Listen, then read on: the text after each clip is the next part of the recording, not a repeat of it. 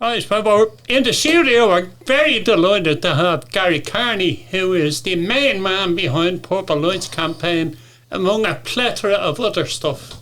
Thanks very much. Yeah, Purple Lights is my... well, she was a baby. She's more like a petulant teenager now. It's 2018. This is number 5. 18, 19 was great, 20 was great. Then, of course, the virus, businesses closed, places were closed. Last year was a struggle, 21 was a struggle. This year, we're building up again, but it's a case of having to build it back up again. But we're still doing okay. We're still doing okay. And I was surprised for the people around here, by the way. Was it your idea? Yep, it was my idea. I was interviewing a guest on my own show, Viva Vox, and he mentioned that the Dublin Convention Centre was turning purple on December the 3rd, and I had no idea what December the 3rd was. Yeah. And he explained to me, and I was so embarrassed. And then I thought about it, with a history in music and lighting and sound and all that. I thought to myself, well, it's LED lighting. If they can turn purple, so can everybody else with LED lighting. Why don't I ask them? So I did. First people I asked was the National Concert Hall, and the National Concert Hall did it straight away and do it every year. And it went from that, and I just knocked on doors. I doorstepped people, and I chased people, and I asked people, and I got the city lights from Dublin City Council. I'm still struggling this year for that one.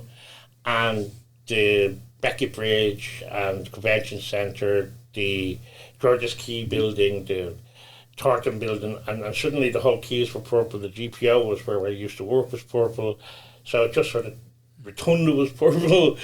College Green, Trinity College was one of the very first people to sign up. So we had College Green, the bank, and Trinity College. So College Green was purple. And it was just massive. And I did it it was self-advocacy. And it took off. And you see, it's such a simple thing to turn a light on or off. Yeah. Right? What's the significance of the colour purple? After researching, I found out that's our colour, purple. There's so many different colours related to different illnesses, diseases, disabilities. And purple is the overall disability colour. So I double-checked, and I checked up with the UN International Day of Persons with Disabilities website, and I checked with it. And in the UK last week they had Purple Day, and they referred to in the UK and now over here they referred to the purple pound. We call it the purple euro. The power of our buying, the power of our community size, and we have a huge amount of buying power, and we never think of it like that. We're too busy fighting the everyday issues. Yeah. So I thought to myself, we celebrate Patrick's Day, which is great, and rightly so. We celebrate Pride, which is great, and rightly so. I was in Pride before it became trendy. Friends of mine, I marched with friends of mine in England and here. Working in the music business and the theatre business, you're always going to have plenty of friends of every different kind. Yeah. And so it's never been a problem with me. And some people had, but I didn't. The same way I've never had a problem with people with disabilities because I grew up around them.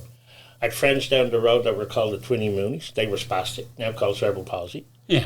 We had the fellow up the road in the iron lung. We had the other guy, he had a caliper, that was polio. My granduncle was called, what was it? Not Tommy. Larry. That was granduncle Larry. It was called Larry the Cripple. Yeah. Because he had polio. So, like, working class areas, it was all around me. But they're awful words. Oh, yeah, but they were the word of the day. That was the 60s, right? Yeah, at the time, they weren't. They didn't have that connotation at the time. No, but they didn't have that connotation. They didn't have any of that. It was the 60s. I mean, the normal expressions that people used, even nicknames that people used now would be considered horrific. Yeah. And so, like, I grew up with people. My dad's best friend had one arm was a stump. I just grew up, David. I went to school with a guy who went to Liddenwood, my generation, the early 60s. So, like, for me, it was nothing different. Yeah. So I never thought of it like that. So of course, as an able person, I meet people with disabilities and I treat them as I always treat them, and I never thought that of it. And it was, my brother became disabled, and then I started to see things, but he just powers on and just carries on his life differently, but carries on. And I'm beginning to see things, and then I become disabled, and then I really find out the difference. So when I got the opportunity to celebrate the disabled community, to shine a light, to shine a purple spotlight on us, because if the average able person had to live through the things and with the things and deal with the things that we have to do, they'd crack up. Yeah.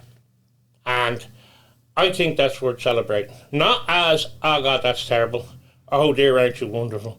Just as a community, because we are the largest minority community in the country, yes, and we should be celebrated. Of course. And the other thing is, we should celebrate. That's the thing that I always, this is supposed to be a party. You know, this is our day. This is the day we party. Yeah. And that's great. Yeah, it is. I party. I must admit, I'm not much use afterwards because I'm exhausted. But I just got the idea that we should do that. And people liked it. And I went, well, this is a great idea. We love this.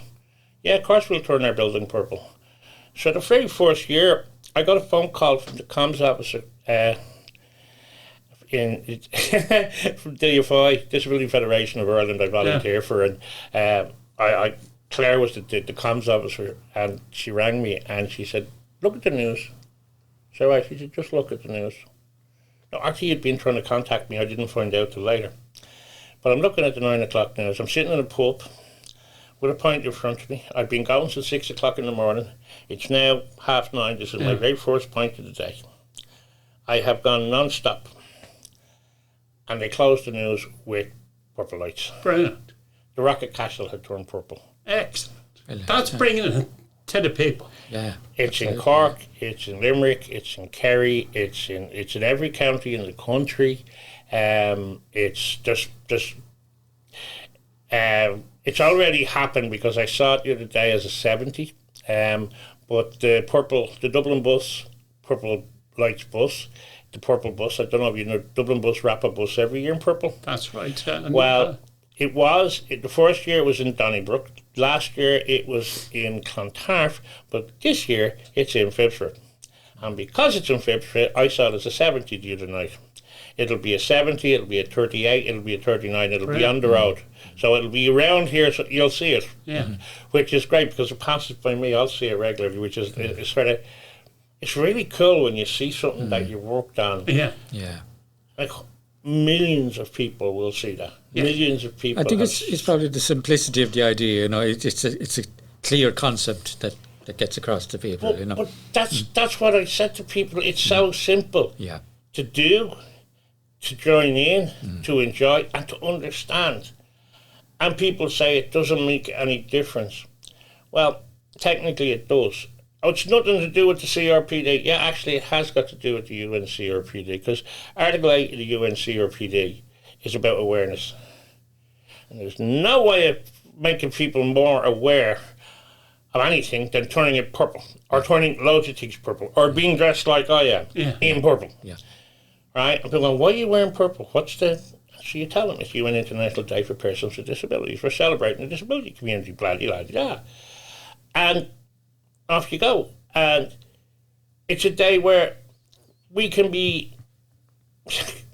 it's an old line from the 70s from the gay community. We're here, we're queer, and we're not going anywhere. Yeah. Mm-hmm. It's to say we're here, and we're not going anywhere. And you've got to hear us. We're fed up being ignored. Yeah. We're fed up being the last people that anybody considers. Like, you see stuff happening all around the city. I mean, I came down from Hartstown, from the bus stop, and not one of the dropped curbs is accessible. Not one of the footpaths isn't wide enough. There's broken, there's trip hazards and slip hazards all over the place. But they get away with it, and they shouldn't get away with it. They should be thinking about that. So, purple lights is a way of making a scene, and it opens the doors, it starts the conversation, and it has done. It started conversations all over the country with different organisations. Irish Rail now are doing great stuff with us this year. 11 of the stations have information stuff. Bus Air and Dublin Bus, all of these companies have joined in, and it's great to see, and it's showing people that wouldn't normally take a notice of it. Yeah. Yep. But that's part of the fun. Tell me this, at the start of it all, there must have been a vast amount of work to be done to talk to people and ask them and get their permission to put... Actually, it's very funny because I got a phone call from DFI once, and they says, we've got a request that they don't, it was on a Monday, or say it was a Tuesday, that they can't light up on Tuesday, but they will light up on Wednesday and Thursday.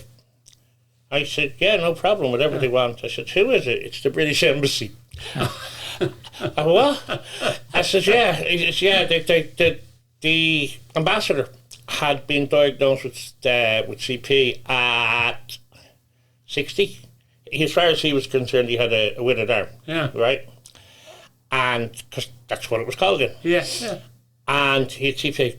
And he got diagnosed at 60. And he's big into disability rights, and he loved the idea. So he turned, I've managed to turn the British Embassy purple.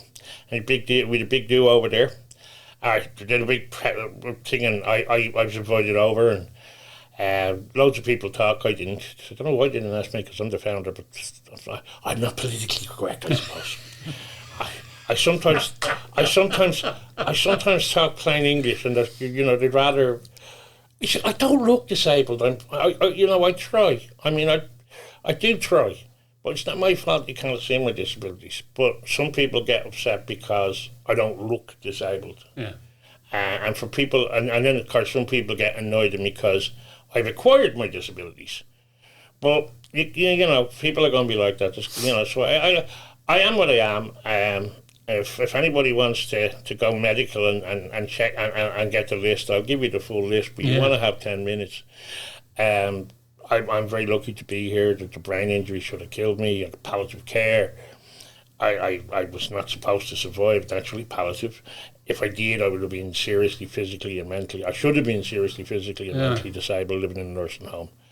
Instead, I'm this. So, I mean, I'm happy to be this. Yeah. But, when I get frustrated when people say I'm not disabled or I'm not disabled. As one person said, you're not disabled enough. Strange. Still working that one out. Any suggestions? That's a strange way of looking at things. Right, yeah. Yeah, not disabled enough. I said, okay. So how about I got some long-term illnesses? Can I add them in? And I have them too. But, yes, it's you see, we were separated for so long. That's how we're kept under control. That's how people control the whole disability community. They silo us. You have the visually impaired, the blind over there. You have the deaf in that corner. You have the wheelchair users over there. And you have the rest of us over here somewhere. And keep us separate. Because if we stopped arguing with each other and we started supporting each other all the time, and that's what Purple Lights is about as well. It's about everybody coming together as one community. Because that's what we are. We are one very large, 22% of the community, the biggest minority community in the country. Yes. And we're ignored. 22% of the voting population. And don't forget then there's our friends, family, spouses, etc. Yeah. And all the people that work in the business, It's huge. But we're ignored. And I'm saying to people, stop this, yes, we are different, but we're all the same. So we have more in common than we have otherwise. So don't let those people buy you off with cheap baubles. Fight together as an entire community, and we'll gain more. We've been very lucky. We've got a good minister that's fought really hard for us. But, she'll be gone next year, the year after. Will the next minister be as good? Well, we've got to make sure they do. And again, Purple Lights is about rights. It's about CRPD. It's about our human rights, our civil rights being acknowledged, people being aware of us. It's an awareness campaign. But I'm trying to make it a fun awareness campaign. I think I have. I mean, Yes. I dress for the occasion anyway. I mean, people get plenty of laughs out of some of my clothes. My Superman shirt here, this is my working class Superman shirt, Very by the way. good. This is the grease. This is like the oil stained one. It's also purple as opposed to blue. But yeah, this is the working class Superman shirt, as I call it. The hat is, I'm told, comes from an anime, some video game or something. I have no idea. But I just thought it's purple, so that'll do. And the shirt, well, everybody needs a purple lightning shirt or jacket cum shirt in their wardrobe. Absolutely. I mean, you want to see my wardrobe? Struggle to find anything that's not purple. People expect me. You expected me to wear purple, right? Of course. Yeah. So everywhere I go, I have to wear purple. You're known for wearing purple. His purpleness, I know. The walking stick is purple. Yeah. I didn't wear the purple runners, but the socks are purple. Yeah. But that's, that's part of it. For me, that's part of the fun of it. Of course, Yeah. yeah. What silly T-shirt am I going to pull out next?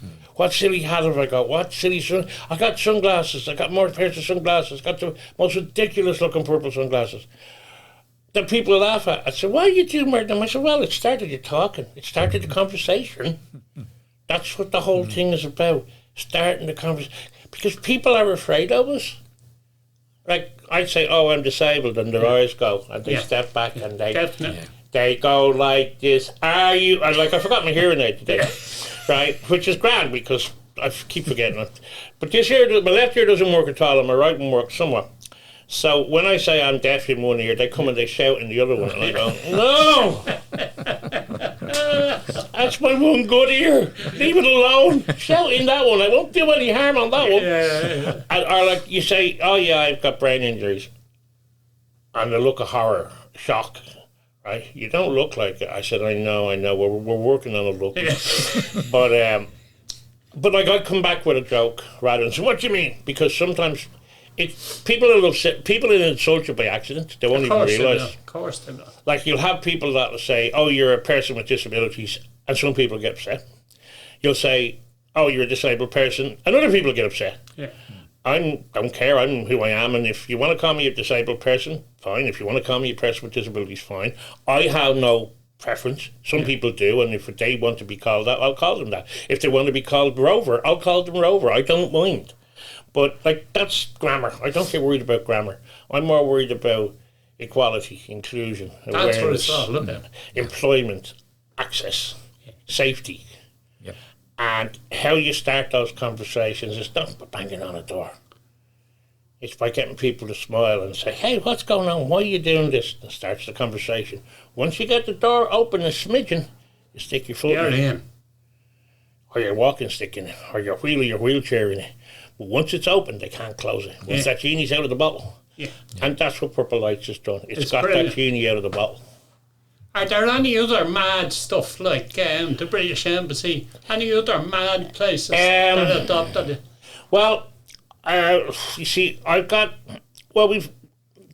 Éireann have stepped up this year big time. Bus Éireann stepped up last year with one bus in Cork. This year they've two. They've one in Cork and they've one in Galway. And the minister's going to see it. Good. Now, if we get the minister on the bus, that's going to get us loads of publicity. People are going to learn. Donegal, I have to ring Donegal later today just to confirm that. Dublin is still not confirmed, but I will keep chasing that. Transport Infrastructure Ireland, they've still to confirm that. This will go right to the people. People get upset because it's very laid back, which is my fault because I'm very laid back on a lot of things. But you don't know till the day it happens. I didn't know the Rocket Castle was going to do purple, right? People will just do it without me knowing about it. Yeah, right. Oh yeah, it's a constant surprise. But people will say, but the thing is, it's not just me. If everybody can turn purple, it's so easy to do. You go into a shop and they have. I mean, there's a shop next door that sells Christmas decorations, and lo and behold, there's some purple baubles. Yeah. Take a photograph of the purple bauble, put it up on social media on Sunday with hashtag Purple Lights 23. Hashtag Purple Lights 23, so important because so many times you do that, you start a trend. If you start a trend, more people look on it and they follow it and they pick it up. And that's how it works. So your socks are purple, take your socks. There's purple spray. I've got purple paint for my beard. There's purple spray, there's purple lights, there's purple clothes. There's purple everything. Yeah. So you can, my screen at home, my Google screen is purple because you can change the colour from white. Take it, turn it purple, take a photograph, stick it up, all the little ways of doing it. Yeah. If you see something purple, if you see the purple bus, take a photograph, hashtag purple lights 23. All that adds. And that's why it's of the people for the people. Yes. It's not about me. It was just came out of this that brain of mine and I've run with it because I can. But it's for everybody else to join in and play a little bit. Because if 25,000 people, which sounds a lot, but out of 6 million, it's not really, right? If 25,000 people all put something up on social media, we blanket it. We trend on everything. Yeah. And all across Ireland, people would be saying hashtag purple lights. Yeah. And then there'd be millions of people. And that's how everybody can help. And that's why it's so much for the people, by the people. Like I can get building after building turn purple and buses purple and bus area or Irish Rail are turning stations purple as our bus area. There's other things happening. I can't say because I'm not 100% sure because I won't know till Sunday. And all around the country, there's Kilkenny's going purple. Wicklow, Arklow has the bridge into Arklow is purple. I don't know if you know the bridge into Arklow. Yeah, no, it's and of course, Irish Rail, White's Bridge into Athlone. You know the big double bridge in Athlone, the train bridge. That's purple. brilliant. Nace Ball, Bolly. My old pal Bolly down in Nace. The Nace Ball is purple. Donegal has lots of purple. There's purple down in Kilkenny, Killarney, Waterford, Wexford, Cavan. Maynooth is nuts. Maynooth has turned purple completely. Yeah. So is Newbridge. The displays in the shops are purple. Right? They've got purple ribbons and purple hanging baskets, and the scouts and the guides have been making purple things. Maynooth, the Maynooth Access Group, I got to give it to them, massive. The last few years, of course, in Maynooth College, the church in Maynooth, Aldi, the headquarters of Aldi in Kildare, the biggest, huge monster factory they built down there, that's purple. The one in Cork is purple. Grant Thornton, I believe, in Dublin and in Limerick, or that's the other group, but in Limerick. Just, there's just so many of them. Yeah. And somebody said, well, it won't make a difference to them. Actually, it does, because the companies say, well, this is something we really need to think more of. Yeah. The staff get, all the staff in these places are getting, the monthly magazines. And that all has pieces in it. Brilliant. About why disability, why Purple Lights, what it's about, why it's important to be inclusive, why it's... we've done it with Irish Rail. Irish Rail have come on leaps and bounds in the last 5 years, and they got involved in this very early on. I've been involved in all of those things. I just say things that come into my mind at times. It's what happens when you have brain injuries. I had to say one day, did I say that in my out loud voice or in my inside head voice? That was your outside voice. Oh, sorry about that. But that's brain injuries 101. You never quite... Brilliant. But like you do it, you do the best you can with what you got. And this is for everybody. I want Purple Lights to succeed so much that I can gleefully retire. That it creates its own momentum. Like, it's created a lot of momentum. We were flying till COVID. COVID hurt us badly. Yeah. And all the staff that had worked with me on it have gone from DFI and other places. Like, I rang around all my contacts and everyone's gone. So I've had to build them all back up again. It's been really... Can I ask you, do people just naturally do it, or do you have to get onto them to do it? When they find out about it, they do it themselves. Very good. Because, let's be honest, 85%, 90% of all people are 95% to 98% of people want to be more inclusive. They just don't know how. Yeah. They're a bit embarrassed or they're a bit scared of us, right? So when you make it easy for them, to make that first step. Yeah. They appreciate it and they come all the way across. But you've got to make it easier for them because they're afraid of us. They're afraid they'll say the wrong thing. They're afraid they'll do the wrong thing. And yes, some people get very upset with people. As I said, the disabled person with disabilities. But like, able people don't know the difference. Yeah. I don't know the difference, and I'm disabled. Yeah. Person first language is UN language, but like, in the heat of the hunt, it doesn't really matter. You're still the same person. It doesn't matter whether they call you Tom, Mick, or Fred. You're still the person you are.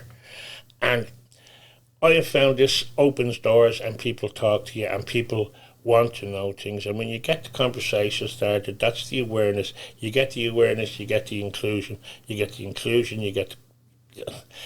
It's a build, but it's a long build. But that's what we have to do. We're not going to change things overnight. It's just not going to happen. And you get new ideas coming along, like so many local groups around the country. Are you sometimes surprised by the ideas people come up with? No, I'm overjoyed, to be honest. Right, yeah.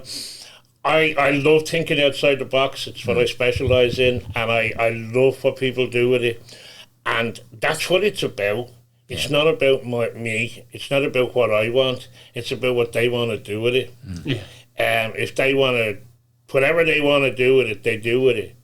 And if they enjoy it, well, then it's exactly what it's supposed to be. Yeah. It's not Gary Kearney's Purple Lights. It's the disability community's Purple Lights. It just happened to start in my head, and I ran with it. But it's for everybody, and it's for everybody to do, and by everybody, for everybody to join in. It's not about, it's like we're not one group, we're not, it's the DFI are good enough to give me assistance with it and to do the comms and to run the business, the tech, that side of it. I'm still leading all the verbal side of it. But that's just because I needed the help. It's not for them to make their statement. It's for the disability community, all of us, whatever you want to do, in whatever way, in whatever you enjoy doing, to be yourself and to let everybody show the support for each other as a community. Yeah. And I mean, it's, as I said, it's also supposed to be a party. It's supposed to be fun. We're celebrating us. And I think we're worth celebrating. Yeah. Of course you are worth celebrating. But so are you. You I'm not too sure about. Yeah, right. But like, that's what I say. I enjoy a laugh. And the people don't understand the dark sense of humour the disability community have. Yeah, it's great. Yeah, but some of the able people get very upset with us. Yeah. You know, they don't understand that we are... I remember I doing a presentation, I said, look, I better explain something. The disability community are very caustic. So if you say something dumb to them, they're going to pull you up on it straight off the bat. Yeah. And it's not going to be pretty. And I said, why? I said, because we just like that. We go through so much silly stuff all day that when somebody says something we get a chance to vent on, we jump it. Yeah.